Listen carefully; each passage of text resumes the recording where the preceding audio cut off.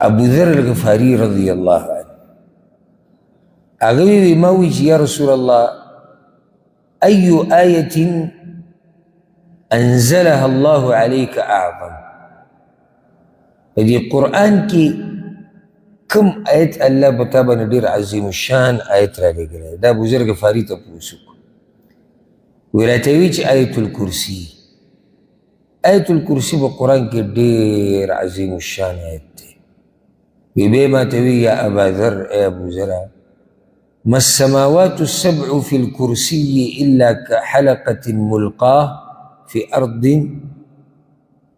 فلات وی دا و اسمانون اللہ اکبر دا کرسی پا دی مقابلے کی دی سی دی اللہ چی وسع کرسی و السماوات والارض کرسی دا اللہ پراخ دا زمک و اسمانون دا و اسمانون دی سی مثال لري لکه یو بنگلے چی روانی او یو غاٹ دشت او شڑی وغی تے ورگزار کی دی بنگلی بکی سے پتہ لگی دا و اسمانون دی پا مقابلے دا کرسی کی وفضل العرش على الكرسي كفضل الفلاة على تلك الحلقة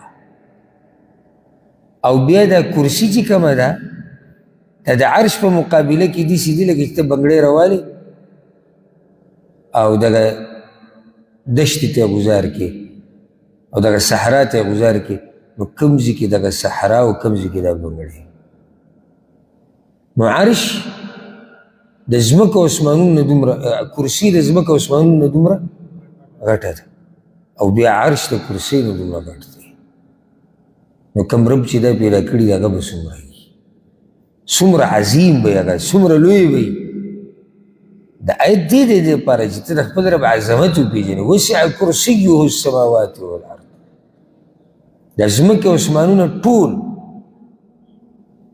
اللہ وی دیتا دا اللہ کرسی چی دا گا پراخا دا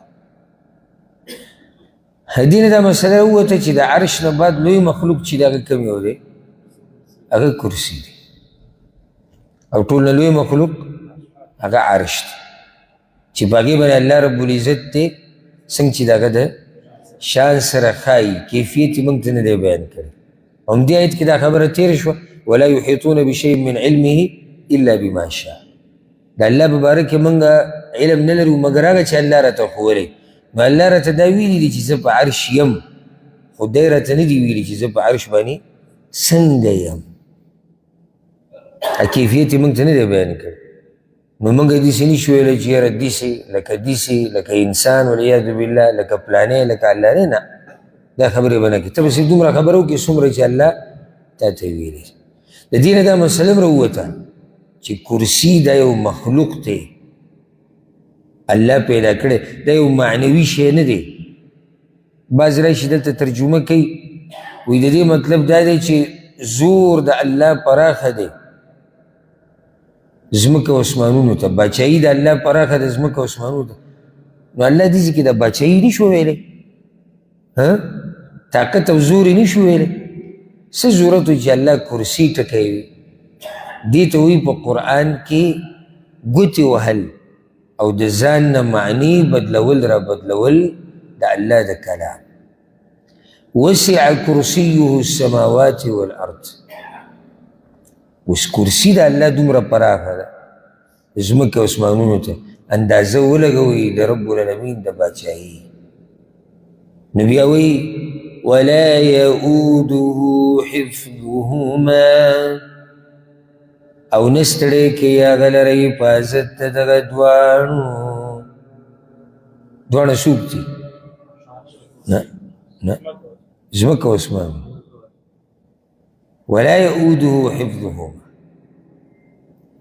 رب العالمین لرا نستڑی کئی حفاظت دا اسمان و حفاظت دا زمکی چی نجدی تذکرہ دی شوی نجدی تذکرہ دی نا اس پا کیوں شکی وسع خدا کو بتایا دی سو آیت الکرسی کی وسع کرسیه السماوات والارض ولا يؤود حفظهما. نو نږدې څه ذکر کیږي؟ السماوات والارض. نو ضمیر هغې ته راجع دی.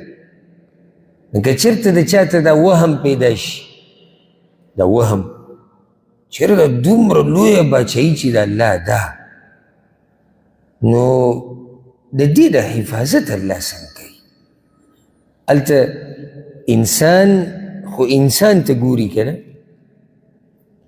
زمونږ سره د چا چې جایداد ډېري او تجارت یې ډېري، نو د ده نه ګډوډ کېږي. لکه اونته کې داسې تجارت ګوټی که ورته ووایم صحیح به وي دا اصطلاح، چې معمولي تجارت یو لیونی کړی وي. سهار ځي د شپې راځي د سترګې تکې سرې ته به چې به د سترګو کې لکه د وینه راووته ټول. ته ورته یې ورورولې یاره نه کېږي، په خپله چې نه یې تلی که نه نه کېږي. او په دې کې ته ورڅه ګډوډ دي. سهار چې ځي د شپې راځي که نه ډېر څه ترې ګډوډ دي. هر کوز دی سوچ وکړي چې د دومره لویه باچایي چې د الله ده، او خبره صرف د ځمکو او اسمانونو هم نه ده که نه، اخوا عرش او کرسي الله یې څنګه ساتي. نو رب العالمین وی د دې د ساتنه ګوره ما ستړی کوي نه. داسې خبره ده د مخلوق نه ده روانه چې مخلوق څنګه ساتنه کوي. ما او تا یو دوه درې څلور پنځه بچي پوزې له راوستي وو، او مور پلار شي او ښځه شي او دغه یو څو کسانې، او دی داسې معمولي تګودو کې منډه وي، سهار ماښام فریاد کوي. رب العالمین ساتنه د دې ټولو مخلوقاتو کوي. هسې یو خبرې ته سوچ وکړه ګورئ ښه په توجه سره. اوس زما او ستا غم دا دی، زموږ د ټولو دا غم دی، او دا غم هر انسان سره دی چې کور کې څه کسان ناست دي، رزق خو هغوی له الله ورکوي، خو اسباب به موږ لټو. او دا میاشت اوس ختمېدو واله ده، نو چې څه ترتیب به وي؟ د ټولو غم دی که نه. او که زه تپوس وکړم چې ستا کور کې څو کسان دي، چې څوک حد وکړي زیات نه زیات ما ته 100 کسان وایي، دا هغه غټ خاندان چې دی 100 کسان دي.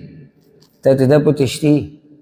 تا خو د میاشتې د آخري غم دی تا سره، او د 100 کسانو 100 ما هغه حد وي، او د 100 غم دی.